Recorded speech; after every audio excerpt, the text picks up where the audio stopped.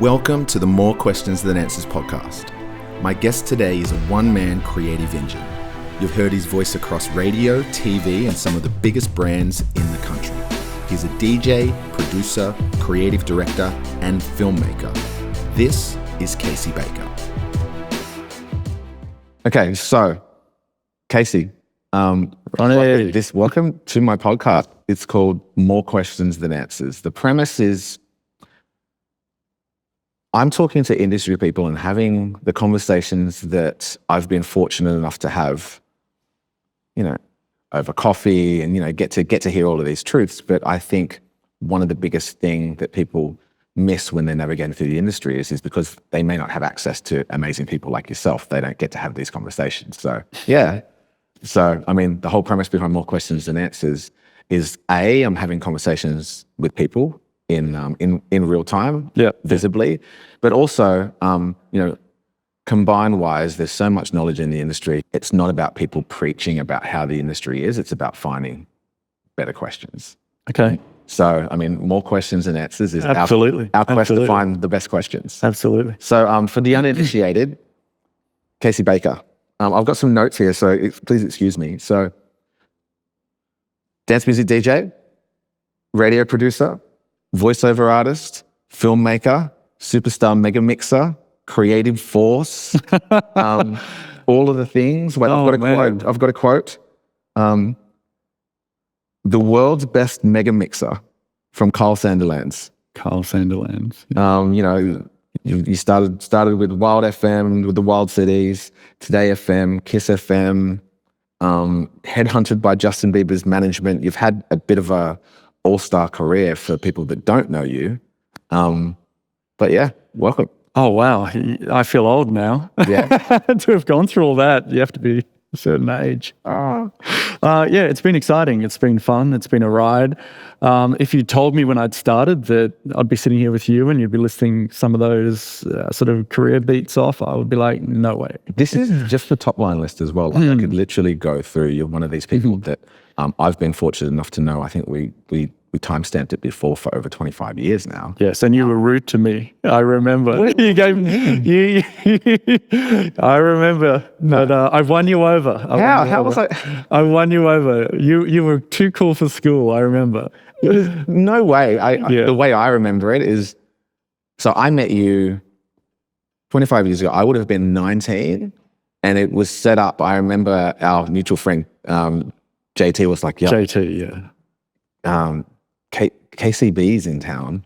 He's a superstar DJ. He's like on the radio. He's, you've got to meet this guy. I want to set you up, set you guys up. And I was like so intimidated to even be in the presence of someone. But I got to thank you, man. Like I remember you gave me my first ever radio spin. Was that Today FM days? Yeah. Or stereo days? No, I think before that, when you were in Newcastle. Okay, yeah. You like that was the Oz Stereo Network. So that went out to the entire country. Yeah. Yeah. Oh, yeah, wow. Yeah. Dude, my first ever radio play, so thank you. Oh man, it was great. Good times. Listen, your career is absolutely wild. Wild. So I want to wild, no pun intended. Where does it start? You were a drummer? I was a drummer in a rock band. I was, 14, 15, 16, 17. When I was 17, I did the whole symphony orchestra thing as well. Yeah. But, I got sick of band members not turning up. And I loved all genres of music. Yeah. Except country when I was younger. Yeah. And you're a Beyonce country fan now, right? Oh, no. Beyonce. Controversial. And at the time, Wild FM started broadcasting, and I was around 16, 17. And society, back in the 90s, we hadn't had the dance music revolution yet. So everything was new. And it kind of took over my world. And it's like, wow. Because I'd been playing with keyboards, little Casio keyboard and Atari Cubase when you had to feed Cubase with floppy disks. So I kind of had that in the background while I was playing drums in the band. But when I got to around 17, I realized that a lot of the guys in the band weren't as dedicated, they weren't turning up. Rehearsals were being cancelled. So I just found myself less time at the drum kit, more time with a keyboard and learning MIDI and learning Cubase. And the geeky side of me really loved being able to single-handedly create the vision in my ears and heart and put it out onto tape at the time. I had tape. Yeah. So what's the evolution from drummer to production then? Like, is this all, did you go to school? Did you kind of... Well, it's funny because I was self-taught with Cubase because we didn't have YouTube. Yeah. We didn't have anything like that. Back in, the 90s, if you wanted to learn something, you had to find a mentor or a school or a workshop. Yeah. So I was self-taught. It got to the point where I felt like I'd exhausted my own learnings inside of Cubase software that I went to the Institute of Music. Okay. And ended up knowing more than the instructor. And I quit the Cubase course at the Institute about two sessions in. Yeah, wow. And asked for my money back. So that's when I kind of knew that I had sort of reached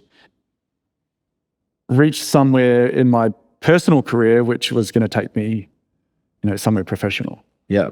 So fast forward to the Wild CD, Wild FM days. I mean, yeah. How did that happen? Okay, well, I loved radio. So I loved radio. I loved everything music. I started laser focusing in on dance music. So I went to an industry event, and this was at the casino. I can't remember what the club was called at the time, but it was just for industry people. And I don't know how I ended up there, but I did. And I remember there was like this VIP area. VIP it meant so much at that age. Yeah. And I was sitting up there, and there were a couple of people in radio, and I got talking to one girl, and she was like, "Oh, why don't you come to my radio show and answer phones for me?" So I became the phone bitch. Yeah. I became her phone bitch. Yeah. Natalie Proud, I think was her name. She was really nice. So I remember she didn't have a car. She was over from the UK. So I had to borrow a car, picked her up, took her to the station, and this became a weekly thing. And at the time, the manager, I think he was getting a little bit, Greg Plush, he was getting a little bit pissed off because I was asking way too many questions about absolutely everything. Yeah. I was like, leave me alone. So he ended up making me production manager over the period of about 6 months and gave me a drive show. Well, I ended up getting my own Sunday show with another girl, Cara Morgan. So I went from phone girl / boy to Sunday show, production manager, and then I got the drive show. Yeah, wow. And at the same time, I was generating commercials for the station. So everything kind of stemmed from this radio station, which was 99.3 FM in Killara, Sydney. So I was doing on-air announcing, and then I had to create the commercials for the station as well. Yeah. And we didn't have the money in community radio to get all the big guys in, so I started voicing. So I was voicing commercials. I was doing the on-air announcing. Yeah. And then Greg, the station manager, said, we're going to start releasing CDs. And at this time, I'd started trying to make mega mixes and Cool Edit. He said, do you want to DJ live? And I'm like, I've only ever done sort of like 18ths and 13ths on my own mobile disco unit. Yeah. He's like, well, get ready. You're going to start doing installs.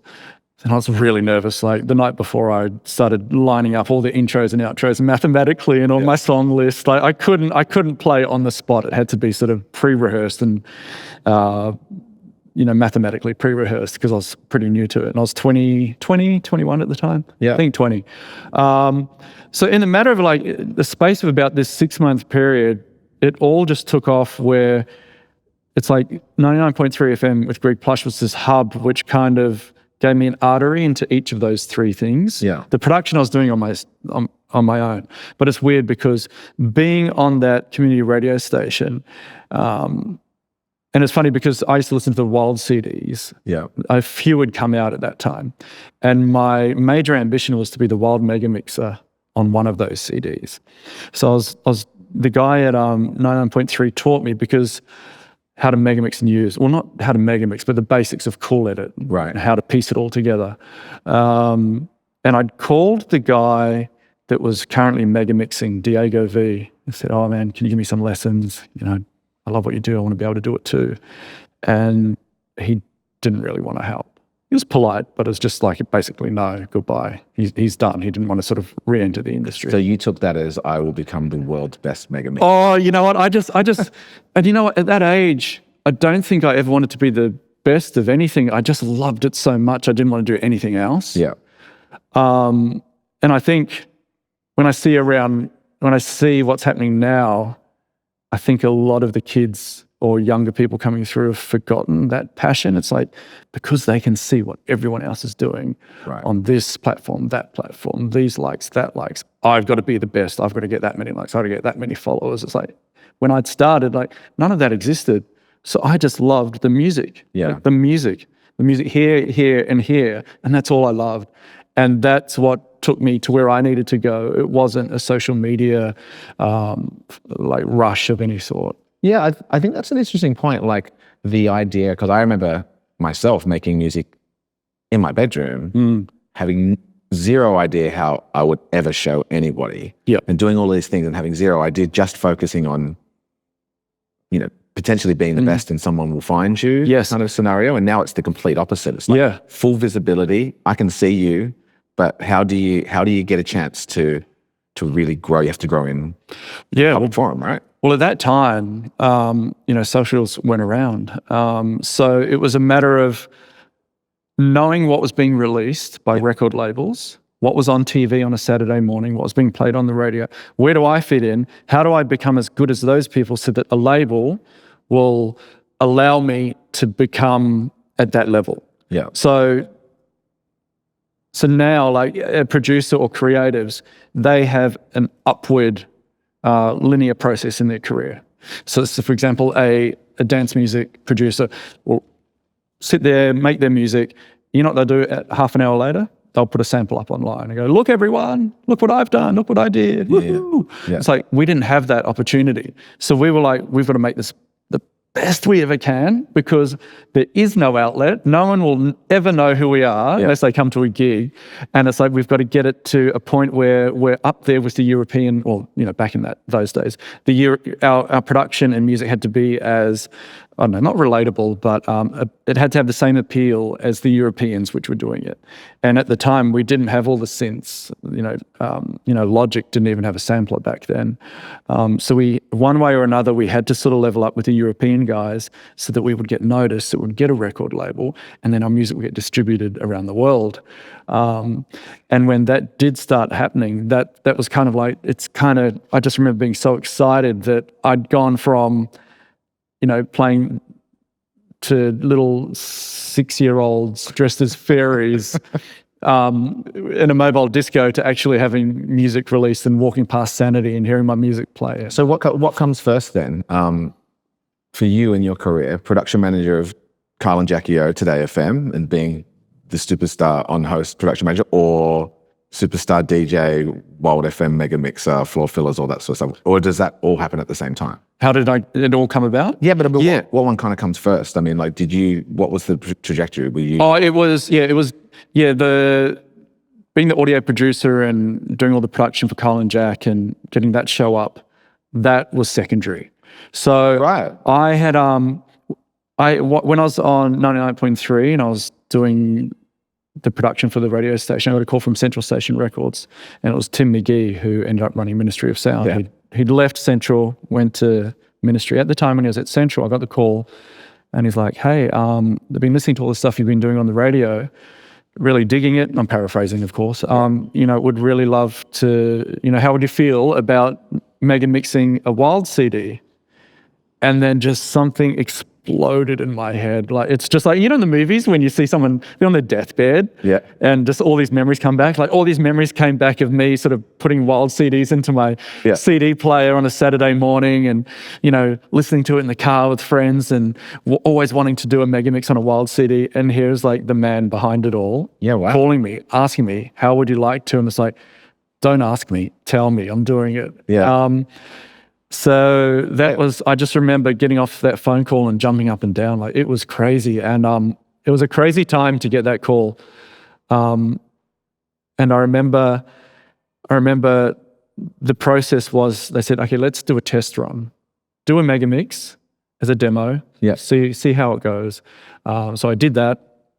Meanwhile, I didn't have great production equipment. I had this old computer with a Sound Blaster audio card. Sound Blaster audio. I had 2 speakers. One didn't work. The left one crackled. Yeah. So everything I was doing was in mono. I had to borrow a friend's CD mixer like those square Denons. Yeah. Like a Denon player where you can't even sort of touch it. It's just it's all button pressing. And if I had to show kids today what I was using and how I did it back then, they would think it was like a Frankenstein dinosaur process. And that's exactly what it was. So I did the mega mix. Yeah. They distributed it around the country. It was like one of the most requested songs in their network. They said, all right, you got the CD. So I did Wild 11. And that's when I really feel like the industry had given me an opportunity to say, hey, this is KCB, blah, blah, blah. Yeah. And it's crazy because that mega mix, which I did on the CD, I used the same setup. Had a shitty little mixer. I had like the same crackling shitty one speaker. Yeah. And it's just crazy. And it's funny because after that, you'd start doing CD launches and your name would get out there. So you have all these young guys coming up, oh man, how do you do it? Like, how do you do it? You know, what equipment do you use? And, you know, do you drive a Ferrari and all this kind of stuff? And it's like, how did I go from being that kid that was like, you know, waiting for that call to this moment in time?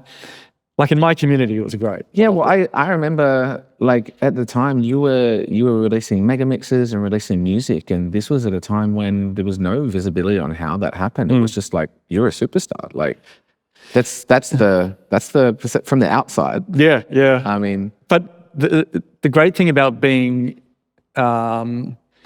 invited into the Wild movement was that you hit the ground running.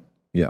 So I'd done what it took in my spare time, in my own time, to get that call, and then I was ready. Yeah.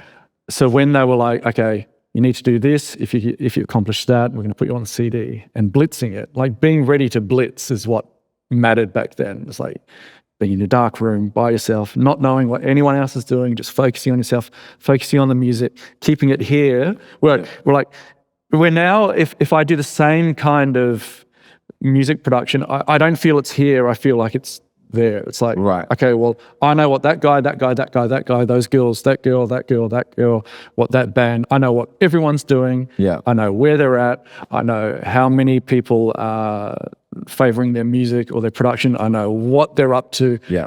And there's all these distractions that you have to remember just to keep it about the music and your love, because that's what's going to rise you up or like lift you up. Yeah. It's what I think anyway. And so now it's kind of like, if I was to sit down, I would have that pollution of awareness of what everyone else is doing and what do I have to level up to. And it's almost like I would be going, what do I love? When I was younger, like, what do I love? I want to do that. I want to meet this. Yeah, that's my goal there. Where now I'd probably take a look around and go, well, he's doing that. That's working. She's doing that. She's, you know, just lifting crazy through the industry. So-and-so's doing that. Half of them don't even produce their own music. Yeah. And it's like, I'm just aware of everyone's actions. And it's like, I've kind of lost... And I don't do this, you know, I probably release 3 or 4 tracks a year. So it's not my thing, but it's my kind of like professional side love / hobby now. Yeah.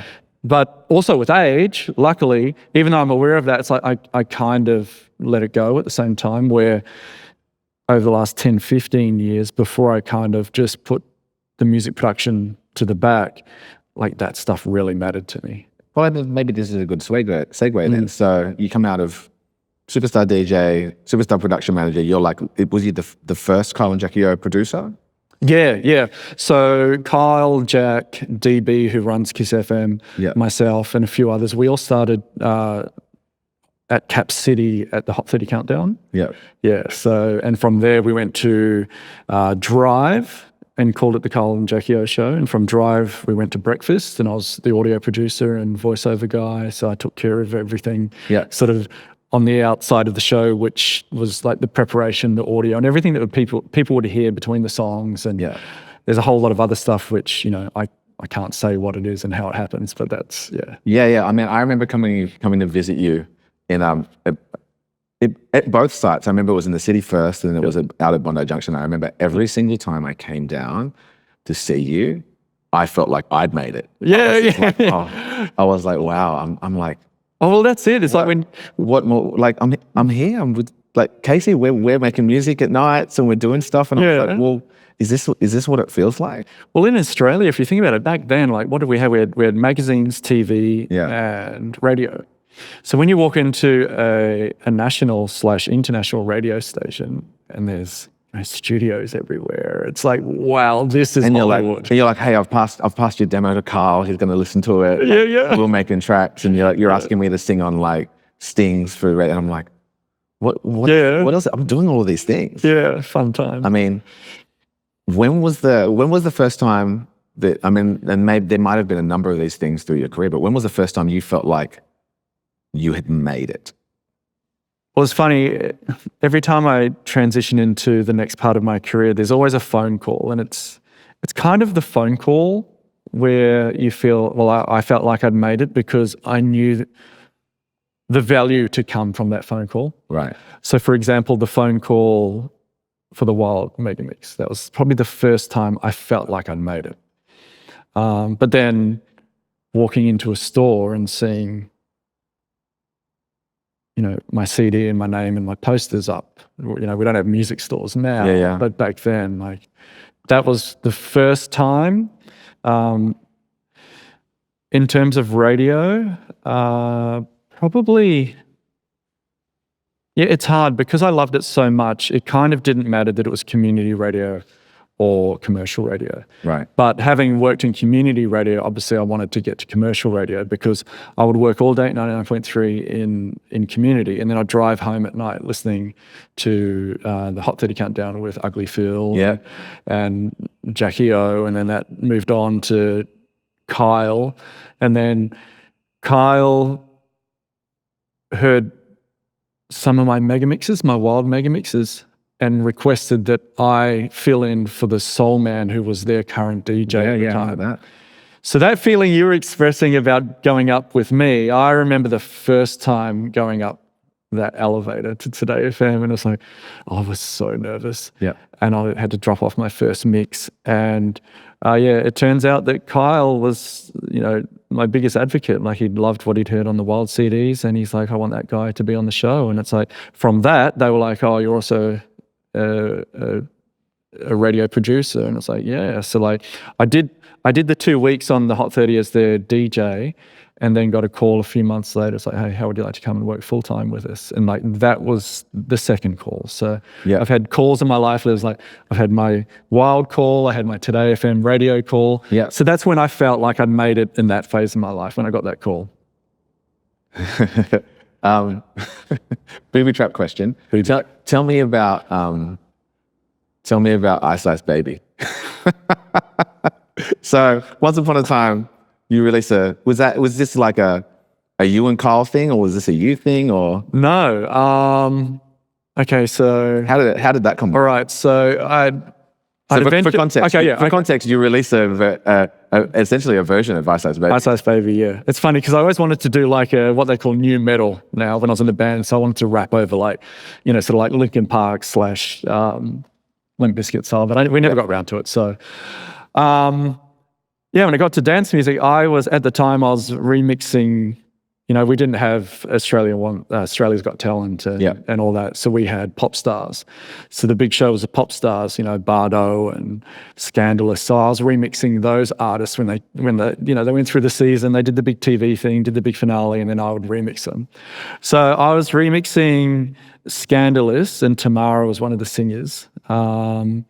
I can't remember how it worked. I think we got talking, and I'm like, hey, would you like to sing on a remake? And I'll rap, you'll sing, and I'll do all the music. And she agreed to it. And this all happened just before I started on the Hot 30 Countdown. And then it was like, I was explaining to Kyle, because Kyle had started dating Tamara. Right. So I'm like, you do know that Tamara's on one of my upcoming releases? And he's like, really? And like, it was fun times. But so Ice Ice Baby came around because I'd wanted to do a rock version of it actually, but the band wasn't happening, so it became a hip hop dance version. Yeah, wow. And it's funny because I remember I'd met my wife now, Yeah. I remember playing her the demo, or not the demo, the finished version, because we just started sort of having a fling. And she was like, And I remember years later, I'm like, you were so like cold. She goes, yeah, I wasn't going to let you know that I listened to your music and listened to you on the radio. And it's like, she just had this massive front where she didn't let me know anything. Yeah, right. Yeah. So, okay, so we've talked about DJing and then radio hosting and mega mixing and all that sort of stuff. You talked a little bit about origin story of voice actor. How do you make transition then to becoming one of the most in demand, if not arguably most, sought after voice actors in Australia? Like, how does that happen? Yeah, I've got some funny stories. Okay, so I started in community radio when they couldn't afford to have real voiceover artists, so I stepped in. And I remember... Were you scared? Was it like, or you were like, hey, I love my voice. This is great. No, I still don't like my voice. Yeah, right. I still don't like my voice. Like, I will have conversations with people, with other guys, and it's funny, like I'll just lose myself in the tone of their voice. And it's like, I wish I had your voice. And it's like, I've done so much with what I have. Yeah.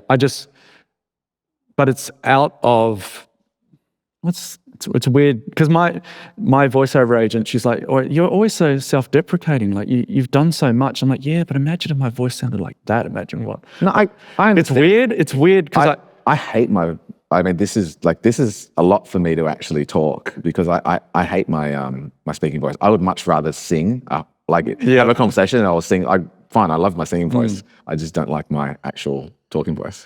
All right, so voiceovers. Okay, yep. So I started in community radio out of necessity. There's no one else. Then Nick Skitz, who was a massive DJ advertising on TV back in the 90s, heard my voice on that community radio station. He said, get the guy who's voicing 99.3 in the wild stuff on my CD. So I started voicing Wild, Skitz Mix, and Central Energy CDs. They were the big CDs that were being advertised on a Saturday morning on TV. But because I hadn't developed my voice, I always felt like I had to yell. So I had to force my voice. I had to da-da-da-da-da, da-da-da-da. And it's kind of weird, because out of my lack of experience became a genre for me. And it's like, I was like, wild, 20 of the hottest dance hits for summer. And it's like, well, I remember one of my friends saying, dude, just calm down. Like, you don't need... And it's funny because it become this thing in Australian broadcasting. It's like, wild, Skitz Mix, Central Energy, buy it now kind of thing. And it's weird because I remember I'd done so many CDs and my voice started flooding TV and radio because I was doing both. Yeah. And then someone at a record label said, oh, I really love your So Fresh commercial too now. And I'm like, what's So Fresh? And then I'm listening and it's like, So Fresh, 20 of the hottest. Yeah, well, I think one time we had this conversation and I feel like your voice was the blueprint for what became the male voiceover advertising voice. I mean, was that... There was definitely a period of time when that happened, because I remember I'd just come out of community radio. I was doing the Hot 30 Countdown, essentially became the voice of Today FM. So I was doing Today FM, Hot 30 Countdown, all these TV commercials. Yeah. And I remember the lab rat, who now I think he's on one of the stations, Jason Lauren, I think it is. I remember I was over his house one night and he goes, if I hear your voice again, I'm going to kill you. And it's funny because I did 6 months with Carl and Jack, and then I went up to Newcastle for 10 months. And I think it was, that's where I met my now wife. And NXFM didn't have access to the best voice that we were using down at Today FM. And his name was Adam Willis. And he was the flagship premier voiceover talent that we were using. Yeah. And I remember sitting at NX, we didn't have a great budget. So I did the same thing that I did in community radio. I jumped in and started voicing, but I was trying to mimic his voice. Yeah, right. And it got to a point where I sort of handed in the work without asking permission to voice it. And I remember my my PD, he said, how much do we owe Adam Willis? And I'm like, oh, he goes, because he's an expensive voiceover artist. I'm like, well, that was actually me. So I trained to be at the level and sound similar to Adam. Even though I didn't have the depth of his voice, I'd done the best version which I could and managed to fool, management at the radio station. So then I got the call again from Kyle and Today FM. They wanted me to come back down. So I went back down and I started voicing Hot 30. Actually, I missed a cool bit out. Before I went to Newcastle, the manager of Today FM, because I'd started voicing the Hot 30, he actually came in, he goes, look, Case, really appreciate you voicing everything, but we don't think it's working, which was part of why I had to leave and go up to Newcastle for training. Right. So he didn't want me voicing anything at that point in time. So I went up to Newcastle, came back, started using my voice without permission. And the boss who had said, I don't want you voicing anything, had moved to Channel V. Yeah. So I was voicing the Hot 30 Countdown and a lot more stuff on Today FM now.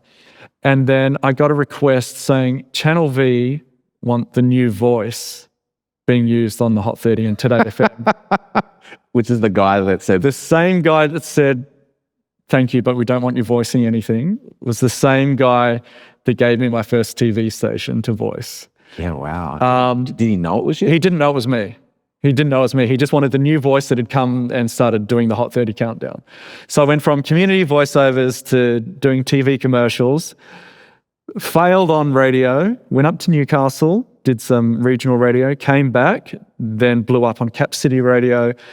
From that, Channel V wanted me to start voicing Channel V. Yeah. And then because I was one of the major voices of network Austereo/SEA Now Radio, a lot of the other networks came in. So I was doing Macquarie Network, Austereo Network, TV, commercials. And that was around the time where my friend Jay said, if I hear your voice once more. Yeah. And then it was funny because around that time, I started hearing copycats. Yeah. Because I was sort of very young and aggressive. Well, I've heard them. I'll hear something on radio or something. I'm like, I don't think that's Kacey. Yeah, well, especially around 2000, I actually started getting annoyed. Yeah. I was annoyed that there were so many guys starting to sound like what I was doing, because for me, what had worked is I didn't know how to do them. Yeah. So I was very aggressive, and around the time I was just starting to sort of learn how to. Radio has a very kind of thing to the voiceovers, where I was kind of learning to sort of flatten that out and just sort of learn how to use my voice and deliver. That's also a big compliment, right? That like it is, you kind of become the blueprint, and now everyone's copying you. But it was and it wasn't. It was nice because it's like, I've become something among a certain amount of people in my community. I meant something enough to sort of want to sound like I did, and I had guys that I wanted to sound like.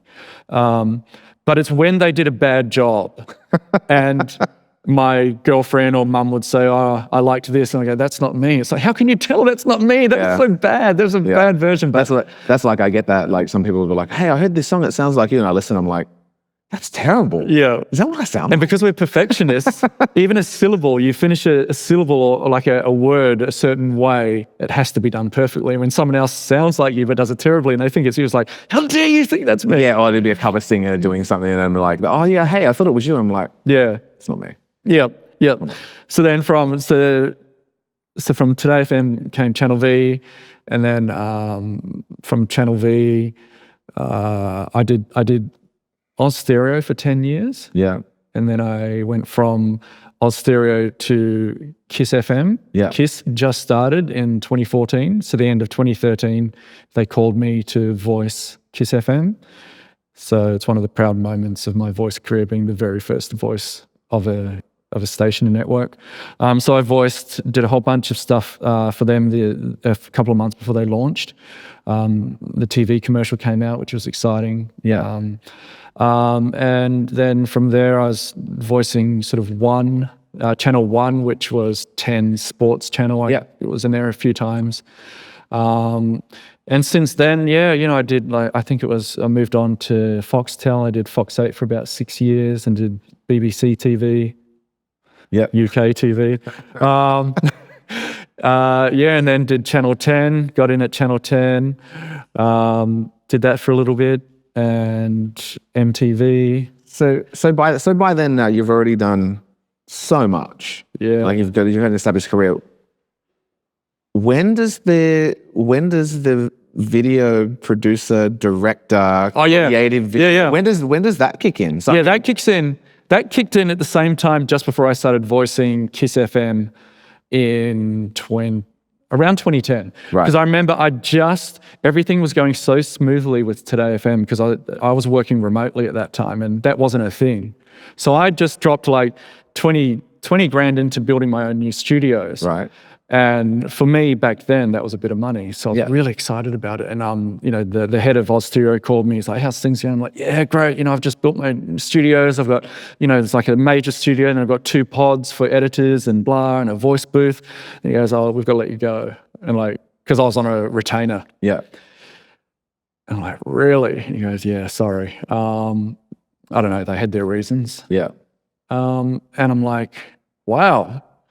Like my staple of income was mainly the radio and voiceover side. So and any voiceover artist will tell you this, when you lose a network, you lose a large part of your life. Yeah, wow. Because you're earning so much, it's like all your eggs are in that basket.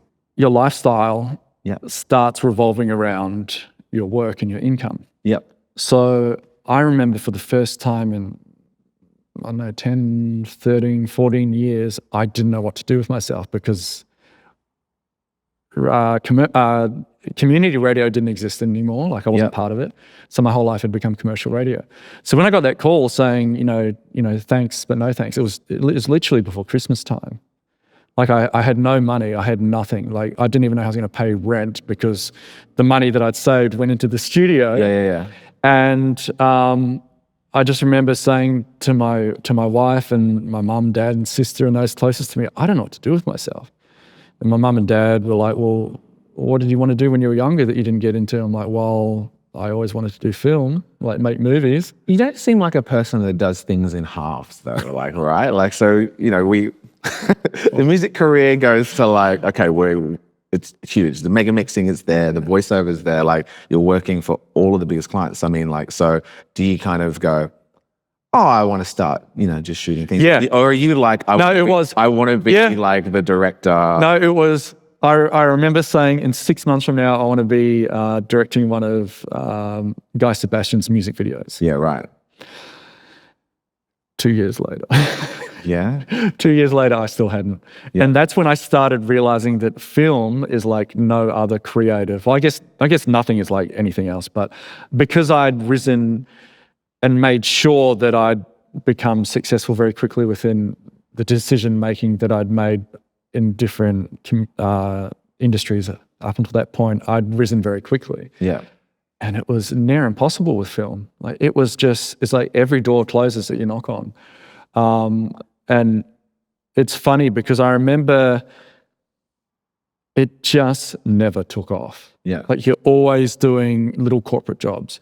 You're always doing favors or charity work. Like to get into Hollywood, it's near impossible. But you say that, but you got the call from Warner Brothers and you've like, It's crazy. Yeah. So 2010, I remember end of 2009, I got dropped from Today FM and on stereo. So like 2010 was like, it was like being 16 again, not knowing what to do with myself. Yeah. So I went and bought a 7D and a Sigma lens. And I remember calling you and saying, hey man, do you want to experiment? Do you want to do some music videos? Yeah, I was like, yeah, sure. It's a 2010 and it's like, it was like pushing shit uphill. Like it was really hard because you need actors, you need wardrobe, you need this, you need that, you need everything. And when you're doing it yourself, like it's easier now, it's a little bit easier now, but back then, like it was really tough for me. It's like, and psychologically failing at something when you've always been successful, well, I shouldn't say success. No. But always been really dedicated and accumulating your goals very quickly to just doing corporate shit. Like it became really frustrating. So I started doing short films, and I remember it got to 2017, and I still had like 7 years had passed, and I still didn't get the call from Guy Sebastian, which was my big thing in 2010.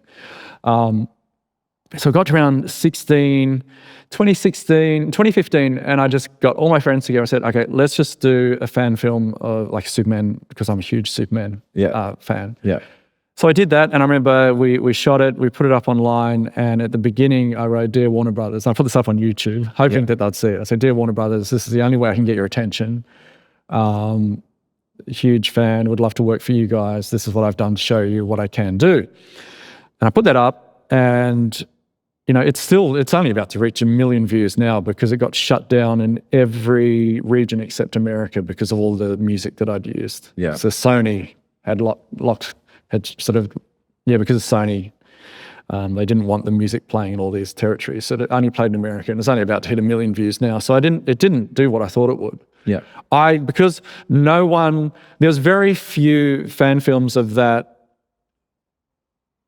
level of production on YouTube at the time. Yeah. So I thought, even at the end, I made the mistake that all filmmakers make in the beginning, and that's like, made by Kacey Baker, directed by Kacey Baker. Yeah. This by Kacey Baker. It was Kacey. In the end, it's like, I thought that when Warner Brothers saw that, they were like, this guy is so dedicated. Like, he took on every hat and made it happen. Yeah. And in fairness, I did have a crew. I had a DP, and so I didn't do everything, but everything that I did do, I listed at the end of that film. There was like 20 of them. And it didn't get a call. The only thing I got was respect from people in the industry, actors. Right. Yeah, no one else, just actors. So how did you get the call? So I remember I put that up, and Alex Proyas, director of The Crow, Okay. and a couple of others, he just caned the shit out of me. He was like, this is like, the worst, paraphrasing, this is the worst thing you could do. This guy, he should be doing this. He's, I don't know, I can't remember his exact wording, and I don't want to put words in his mouth, but he just tore strips off me for making a fan film and made me feel like an absolute piece of crap. So because it hadn't done anything, didn't get a call from YouTube, a call from Warner Brothers, and because Alex was one of my favorite directors at the time. Yeah, right. So when your own favorite director starts putting shit on you in the public eye, I just remember thinking, oh wow, like maybe I should just give up. Like, it's taken me 7 years and I've got nowhere. Like, I became a DJ in less than 2 and a radio producer in less than 2, and it's like, this isn't for me. Video production, it's too hard. Like, how am I ever going to get a call from Hollywood? So, and then I started thinking, well, what was Alex Proyas saying? What was the bottom line? What was he saying? Even though he didn't word it well, which is weird for someone who's so eloquent with his scripts, he didn't word his social media slashing of me very well. Yeah. So, I thought about it for a good 6 months, because it really messed with my head. And I'm thinking, okay, what's he trying to say? What's he saying?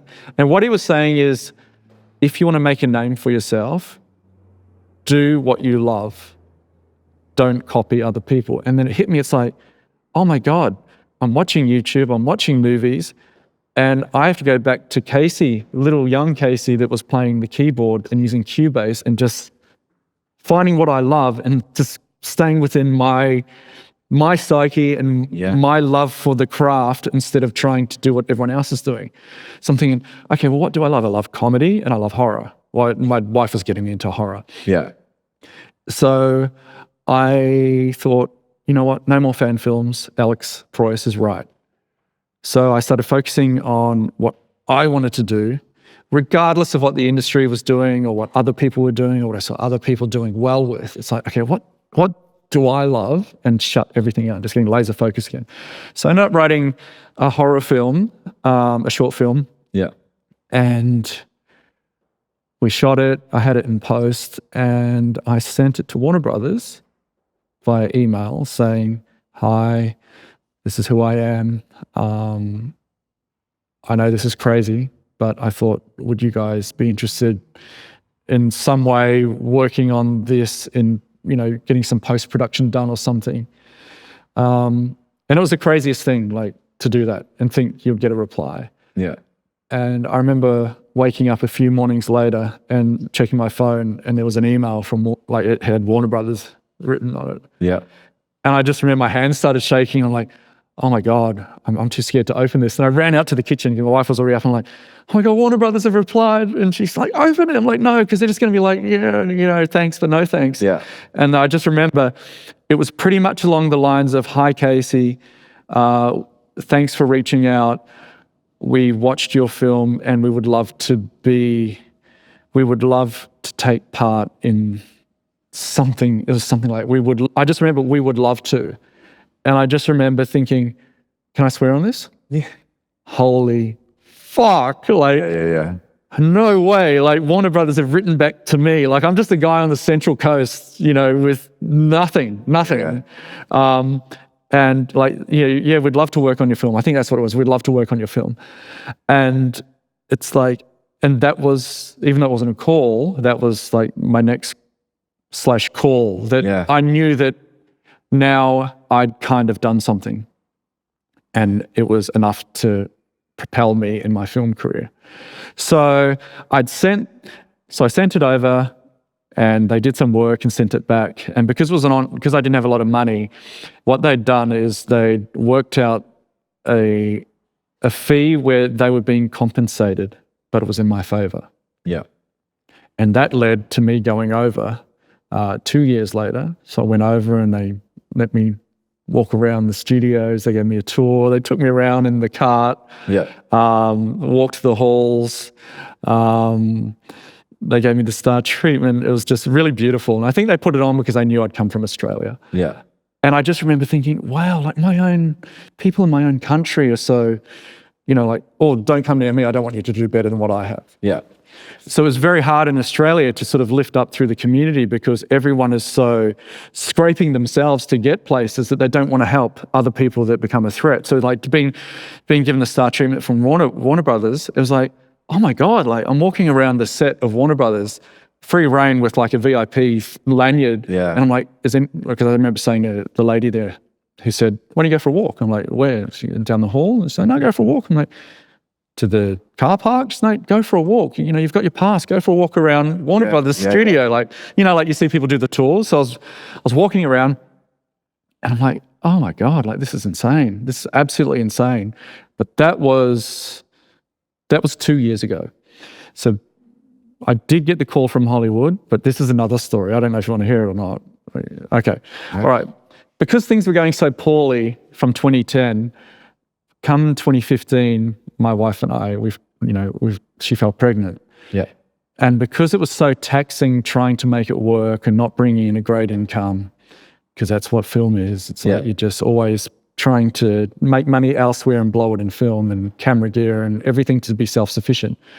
So my first son was born and it got about 2 years. He was about 2 years old. And I said to Renee, because this was about 2017, I said, look, I'm getting nowhere. I should probably just give it away. Like this is becoming ridiculous. Yeah. Just digging a hole and getting nowhere. Meanwhile, this new guy, James Chappell, came out of nowhere, released one music video, and the next music video he did was Guy Sebastian. So I remember looking at this James Chappell guy, and we're friends now, so it's a little bit of a laugh. It's great. I feel like we can still make the Guy Sebastian music video work. Like, and I remember saying to James, I go, because when he came out and just blew the scene up, he's doing big things now in advertising and TV too, so he's good on him. I remember saying to him just recently, I said, you were the reason where I just gave music videos away because I'd been trying so hard and never made the impact that you did on your first two. Yeah. And that helped me become more laser focused on narrative, which was great. So I'm glad that he did what he did because I was pushing shit uphill with music videos. There's not a lot of money in music videos, and even though there's not a lot of money in narrative either. But I just remember I had to kind of focus in. So I started focusing on films, short films. And my wife and I agreed that by the time my firstborn, Clark, turned 5, if I hadn't got the call from Hollywood, I was to give it away. So I remember it was New Year's Eve because Clark, my son, his birthday's on the 5th of January. It was like a few days before his 5th birthday. And I said to Renee, you know what? It's time to give it away. Because what I've done, I've told you the Warner Brothers story before this story. This story happened first. Yeah. So I come New Year's Day, I'm like, okay, I'm done with film. done. Never picked up a camera, didn't write anything. And then COVID hit later that year, because that was 2020. Although I probably got some of my dates mixed up, but it was 2020, I think. And the whole COVID thing started blowing up around the world. So I decided to write a political comedy about how the US government was dealing with, or any government really, but framed inside the US, the White House. So I wrote this comedy about an Australian, the Australian Prime Minister going over to America, and they were both discussing how to deal with COVID. Yeah.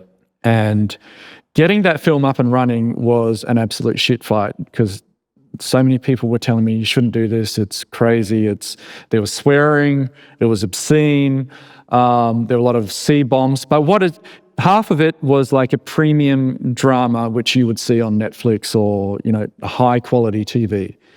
And then it just starts unfolding and unpacking into the obscenity of Australian slang, the way we swear. And it was the White House being introduced to this bogan guy. And it just blew up. That blew up for me the way I thought my Superman fan film. Yeah, right. So my lesson was, Alex was right, do what you love, do what comes from within. Because when you do what comes from within, you're always winning, because you're always happy. You're doing what you love. And then you stop thinking about money, you stop thinking about this, you stop thinking about that, and you're just doing what you love. You're happy, and you're doing your best work. And I got a call from Foxtel wanting me to come into Foxtel about different opportunities. Yeah. Got the call from Vegemite, because I'd used Vegemite inside it. They were like, we want to send you a box of Vegemite. Yeah. I'd gotten all these different calls. I got a call from one of the biggest agencies in the country to start doing TV commercials. Yeah. And I got the call from a manager in Hollywood saying, we want you to come over. Yeah, wow. So I mean, so what you're saying is the lesson comes from being your most authentic self. I mean, it comes up time again, and sometimes I almost don't want people to say, I mean, the lesson here and what you should do is be your most authentic self. Well, there's a spin on that. Yeah. There's a spin. If your psychology is being your authentic self, you take half of that, put it forward, and then you look around and going, okay, well, what does the industry or what's working require? You take half of that and you push that forward, and it's like, okay, how do I make my best self work within the industry of what's working? What does the studio need, or what does an AI manager need? Yeah. What does this record label require to do what they need to do? And it's like, okay, well, you need this hybrid of passion and industry. Yeah. And if you don't, then that's okay too, because you can create your own label, release your own music. So I feel like the hot take is kind of then, you mix the authentic self with self-awareness. Yes. And it's like both. You can't have, but for me, one doesn't come without the other. Yeah. It's like the self-awareness, but the mixed with not being your authentic self is like, oh, you can get to a place, but it's kind of going to be hollow. Yeah. And the self-awareness, then I feel like sometimes authentic self gets used as a tool and an excuse on why things don't happen for people sometimes. And I mean, maybe this is my controversial hot take, but I feel like, because they didn't want me the way that I am, and I'm not to change. And that happens all the time. I think that comes down to ego. Yeah. It's like my ego, no one's going to tell me how to do it. I'm going to make it regardless. And it's like, well, you might be one of those few that make it. Yeah. But it's a lottery. It's like people win lotto, they do, but there's millions that don't. It's like most of the people that don't want to sort of go outside of what they want to do, they usually don't make it. Yeah. So, okay, let me dial it back. I've got some hot take questions for you, because I think we've framed it really well in terms of I really just wanted to see the steps, right? Mm-hmm. The label I want to put on is there's this portfolio career and there's this evolution. What drives the evolution from radio mega mixer, radio host, to voiceover actor, for all of these things to now? Is it do you just wake up and say, I want to do this to the highest level and then make the switch, or what? What drives evolution?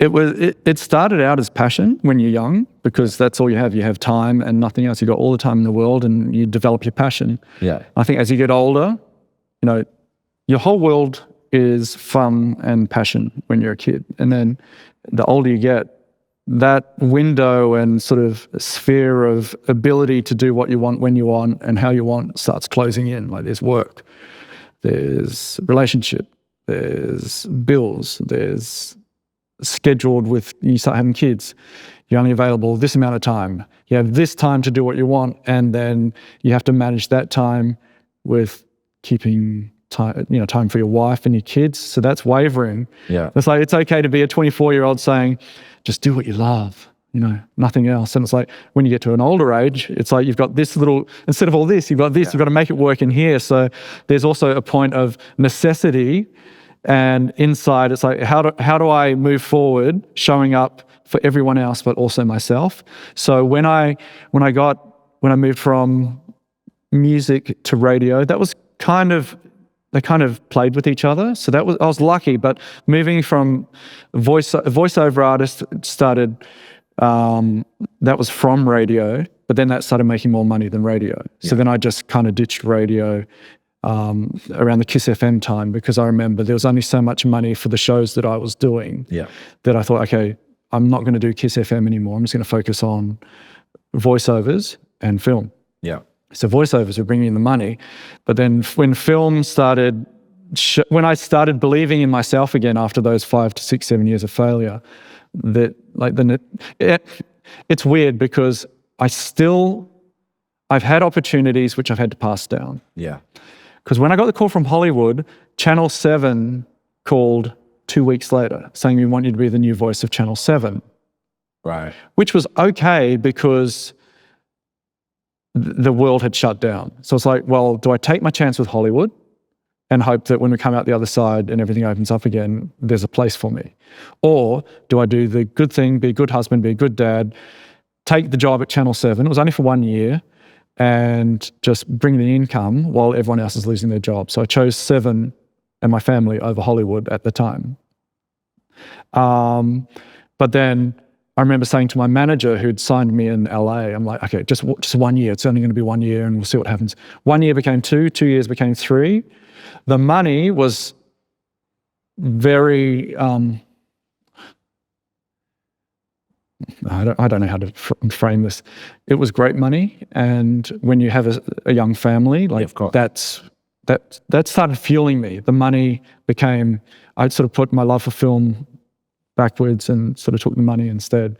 And then I remember it came to the 4th year at Channel 7, and it was in January, and I called my manager in LA and I said, look, I know I've kind of slackened off, but this is the year I'm going to jump back into film. So I wrote a treatment for a movie, sent it over. 24 hours later, he calls me and he goes, you've got to get over here now. You've got to get over here now. I've passed your movie on to Warner Brothers UK and Warner Brothers Latin America both want your movie. Yeah, wow. And I'm like, I can't. I'm in a contract. It's TV. It's like daily. Like I'm voicing daily TV.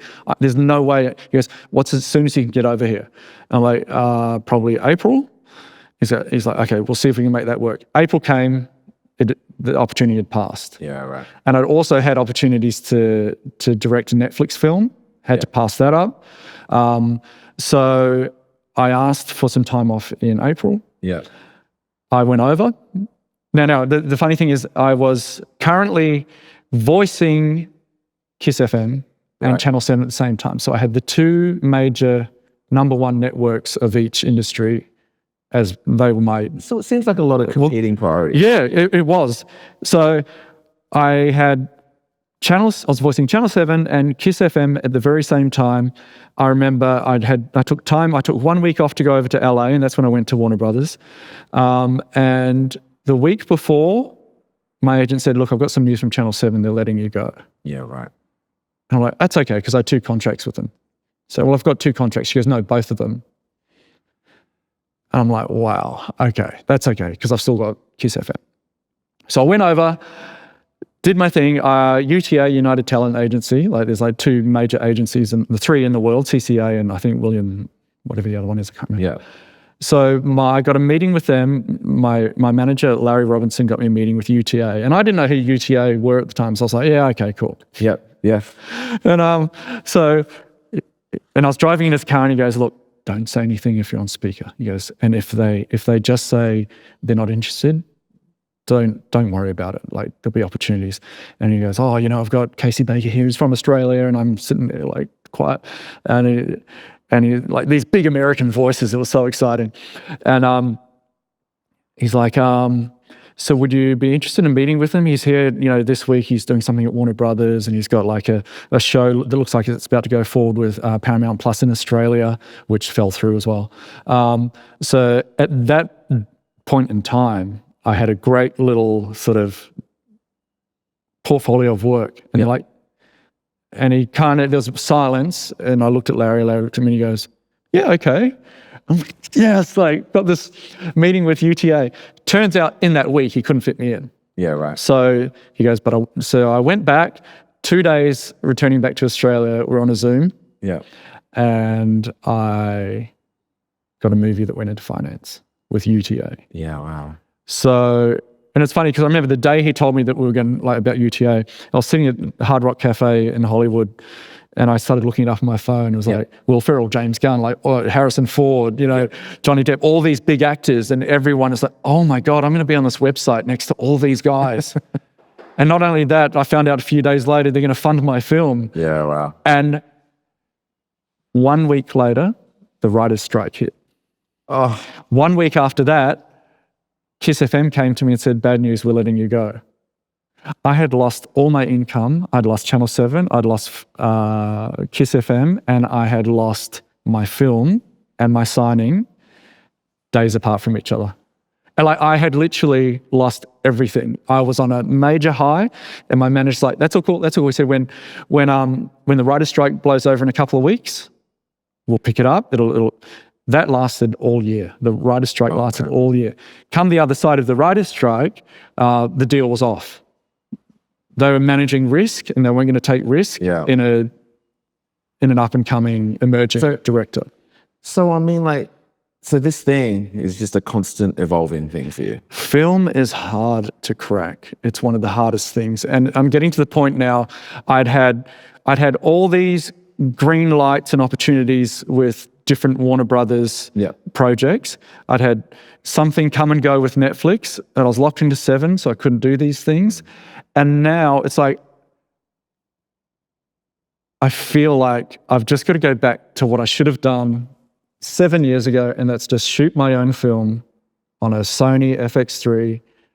And it's like, it's just like a cycle. It's like, I was up here, and it's like, and then bang, like it all just dropped back down. It's like, okay, what am I going to do now? And it's funny because as a creative and with social media, when you have a win, what do? It's like, oh, guess what happened today? Warner Brothers. Oh, guess what happened today? Netflix. Oh, guess what happened today? Blah. And then it becomes this thing where I've learned to not say anything. I don't post what my movements are. I don't post my little wins because they bite me on the bum. It's interesting. Like, I think I wrote a blog the other month about lessons I learned from being a songwriter. And one of them was it's not happening until it's actually happening. And I was like, I carry that through everything. It's just like, the song is not out until I hear it on the radio. Exactly. And I learned that the hard way because, you brush, like even Gianni, I saw Gianni, a mutual friend.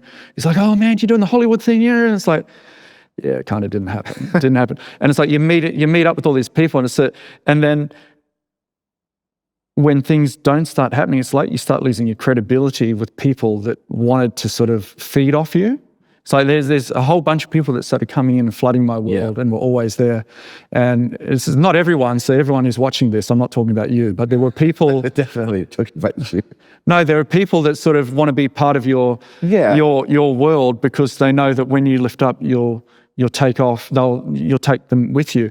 And there were a few of those people who now don't even talk to me. Yeah, right. And it's, like I said, it's not everyone who's listening who think, oh, I'm not talking about you. Like there was a good, I could count 17 or 18 people that were kind of like, I could feel they were trying to feed off my future and wanted to be in there. Yeah. But now they just won't talk to me. And it's like, I just don't announce where I'm at, what I'm doing. It's just stay silent. For me now, it's just go back to like young Kacey doing Cubase. Just stay in your room, stay silent. Well, if you can go back to young Kacey, what's the best piece of advice you could give young Kacey? If you could give your younger self some advice, what would that be? Well, it's weird because we now live in a social media world. Yeah. It's everyone can broadcast their life, their wins. They can get their leg up very quickly. If I was doing what I am now back in 2010, when I was having a rocky road for 5 or 6, 7 years, I think if I knew how to, like Facebook was a thing then and YouTube had sort of developed, but I didn't know how to maximize it back then. Like I don't think anyone truly did. It's like now we can look back 15 years later and say, all right, well, these 6 months, these are the trends to get yourself seen on social media. Yeah. Like we didn't know trends back then. It was just, it existed. Yeah. So young Kacey, if it was young Kacey back in the 90s, I'd be like, don't change a thing. Just bypass music and go into film straight away. So by the time you're married with children, you've already shot like 6 Fast and Furious films and 4 Conjuring films, and you're set for life. Yeah. We're restarting a film career in your 30s, and now I'm in my 40s. And a family. It would be different advice. It would be, well, I guess if I've got advice to anyone listening now who's of a younger age, and it would be just don't think you can't do something because you see someone else doing better. Don't look around on social media and see, well, that person's doing so much better than I am, and for that reason, I will not attempt it. Yeah, right. Like you can always surpass other people very quickly, and you can see.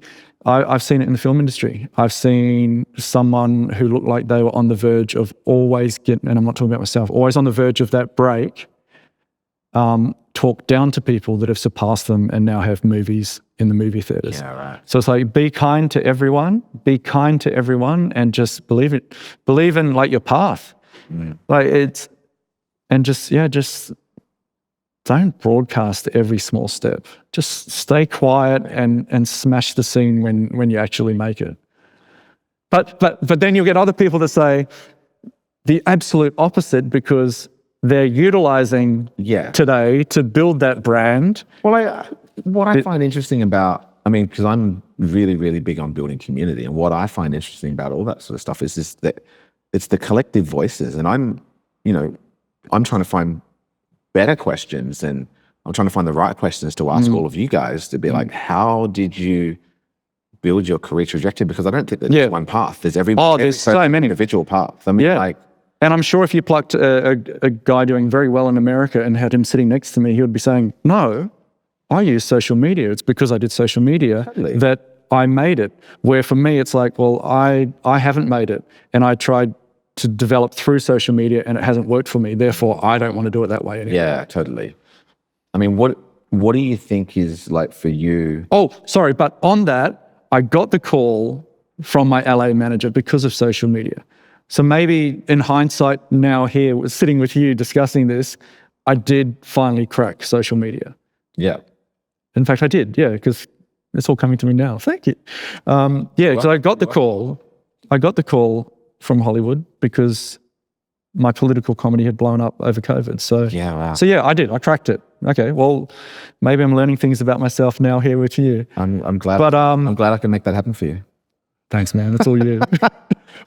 So I'm gonna let's go straight to my hot take questions. Hot take. So, what's the most underrated skill that you think that has kept you relevant and pushes you through this whole time? Relevant? I don't think I'm even relevant.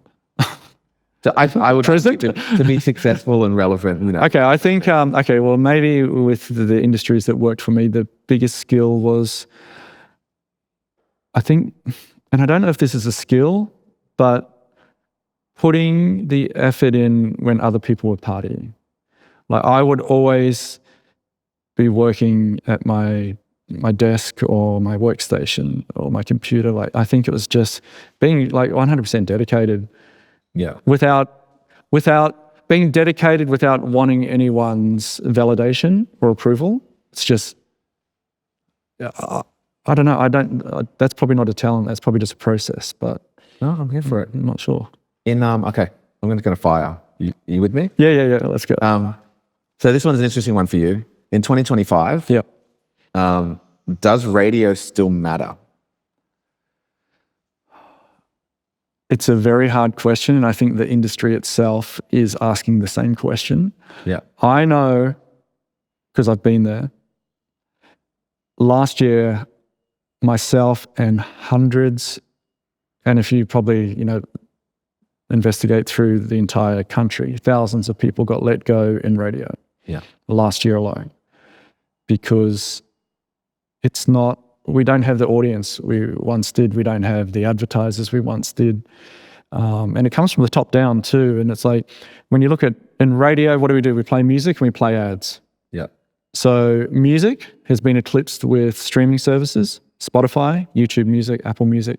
That has sort of eclipsed the need to listen to music, because why would I listen to this station with ads when I can listen to Spotify that has an algorithm that knows me better than I do? And then so they've got to think about that. And then ads. So advertisers, it used to be just TV, radio. Yeah. Now they have social media, and a lot of the media spends are being taken from radio and pushed elsewhere. So radio now the radio industry is trying to evolve to become an interactive industry. Right. So not only is it radio, it's the listener app, it's online, it's branching out. So, radio managers used to be called program directors. Now they're called content directors, because content is flowing out through different arteries of the industry. Yeah. So radio as a whole, I think to a listener, radio is I turn the radio on and I listen. To the people behind the scenes with all the alarm bells going, it's how do we stay in the lives of a listener? Music isn't enough anymore. Personalities, that helps. Yeah. So I would imagine that the top people, because I'm not in the buildings anymore and I'm not in that circle, I would imagine the people at the top making the decisions are, how do we ensure that radio is still a daily part of someone's life? It's okay, well, it has to be, it's not always music anymore. Yeah. Because you can go anywhere for music. It's like, how do we connect? So it's more about connection. Yeah. So I think radio now is it relevant? It's like, well, if you can connect, it's like I'm the content director of a narrowcast station, Raw FM. Yeah. So we broadcast in Newcastle, Central Coast, Sydney's North, and we've got an app which runs, nationwide. I've got a hot take for you there. Yeah. On announcers. I mean, what do you think about the Cater AI announcer that they've got? Yeah, look. What's your take on that? Okay, I'm going to let you into a secret. When I did breakfast radio the last 4 weeks, last month, I was both announcers. It was me and Sarah. It was the Raw Breakfast Show with Kacey Baker and Sarah. I was also Sarah. Yeah, right. So right now where we're at with the station is we're currently going through a change of management. Yeah. And with that comes larger budgets, but we're not there this month. We'll click over very soon and the larger budgets come in. Until then, a lot of radio is smoke and mirrors. Yeah. So when you tune in, you're listening to something. But I know enough about Australian radio that if I sort of let 3 or 4 secrets out of the bag, networks would come tumbling down, sponsors would go out the window. Yeah. So it's like, okay, well, how much of the smoke and mirrors do I take to a narrowcaster? And it's like, well, and see, no one knows. I'm saying this for the first time. Yeah. No one at Raw knew that Sarah was actually me. So I'd be like, hey, blah, blah, blah, blah. What do you think, Sarah? And Sarah would be like, well, Case, I love that track. I think we should be playing more of it. So I would cut that and I'd run that through 11 labs. Yeah. And it would become a female voice. Yeah, wow. So the two of us were bouncing off each other, but it's just me talking into a mic, being both people, and then cutting Sarah's voice out. So when I hear that Cater did it, I'm kind of like, that's going to be the future in some way. Yeah. It's like people are upset now, but you're going to get to a point where it happens so much that people have forgotten to be upset. And I can't say that's a bad thing because I just done it. I mean, there are 2 things that I want to touch on that you've said. I think the idea of smoke and mirrors in the entertainment industry, I feel like the whole entertainment industry is smoke and mirrors. I feel like there's this line that is the industry, and then there's the punters, right? And sitting on the industry side for so long, like, but I sometimes forget that the line exists because we've been in it for so long. And then you talk to someone, you're like, oh, you don't know about that. Yeah. Oh, you didn't know about that. Yeah. So, I mean, like, I think that's really, really interesting. But be further to that, I suppose I want to ask the question, how much do you think technology and AI are going to play a part in entertainment across the board now? Oh, look, it's destroying careers and it's destroying departments already. And do you think that there's a positive application of it? There is a positive application if you're willing to ignore other areas. So, for example, okay, as a filmmaker okay, let's go back to music. Yeah. So, Suno.com creates music. Yeah. You type in your words, it spits back a brilliant song. Yeah. Timbaland uses it. So, okay, so I can now write songs that rival the best hits that have traveled through time. Yeah. Because I've played with it. I've seen what it can do. Yeah. And people are saying AI will never. It's like, shut up. AI will, it will, and it will. It will create the emotion. It will create the production. It will do everything that you're saying it won't, because it already is. It's just, but in terms of positives, it's like, yeah, there's a positive. If I'm stuck and I've been doing this my entire life, I can now go and get some help. Yeah. Or some assistance, or instead of forking out $500 for this, I can now go to AI and go, need your help. And I, as someone who did this my entire life, can now use AI to help me. Yeah.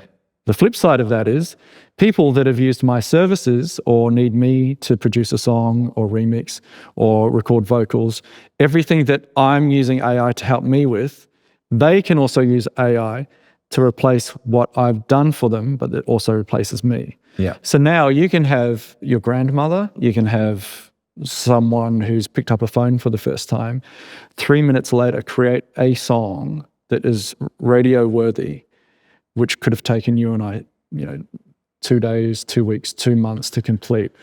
And will it work? Will it get it signed? Will it go on the radio? Probably not. But the scary thing with AI is it's replacing creatives. And it's up to the consumer and management of different businesses, not just music, like all industries, how they want to use AI. I mean, isn't there, I find it such a fascinating thing, but is it like, do you embrace it now while you can? I mean, not even while you can, but do you embrace it as an early adopter to be ahead of the curve, or? Well, that's what I mean. Like, there's going to be a point where everything that we're against is just going to be a way of life that we no longer think about. Yeah. Eventually, AI is going to be embedded in our lives the same way a microwave is in a kitchen. So just give me the chip now. Like, let's just go, right? Yeah, it's gotten to a point, I've questioned a lot about my career in life and where I'm supposed to be heading since, everything collapsed out from under me.